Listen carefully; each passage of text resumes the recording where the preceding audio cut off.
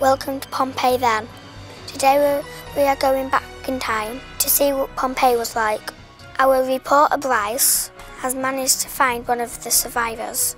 Now over to you, Josh, in Pompeii. Hello, Mr. Panini. Thanks for helping us. I'm glad to help you. First of all, how did Mount Vesuvius erupt? It happened quite suddenly. There were some rumblings and then the explosion.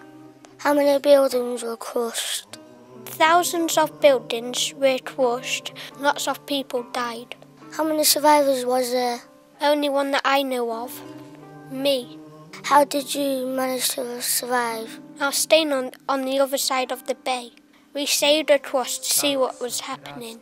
Sadly, my father and friends were caught in the ash and gases, but I managed to sail across in time. Thank you, Mr. Pliny.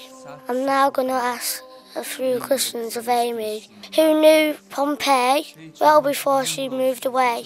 Amy, what was the city like? It was a very rich city with many fine streets and buildings. What was your houses made of? Most of the houses was made of stone with wooden roofs. Some of them had beautiful paintings and mosaics on the walls. And the roads? The streets was well made, but they was bumpy. The chariots and carts made deep grooves in them. Thank you, Amy. Back to the studio. Thank you, Josh, for the interesting report. Aren't you glad you went in Pompeii in 79 AD? That's all for this edition. Good night, everyone.